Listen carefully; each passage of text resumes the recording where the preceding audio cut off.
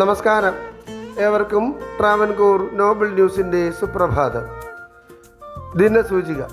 ഇന്ന് കൊല്ലവർഷം 1201, മിഥുനം 29, ക്രിസ്തുവർഷം 2026, ജൂലൈ 13, തിങ്കളാഴ്ച. സൂര്യോദയം രാവിലെ 6:13.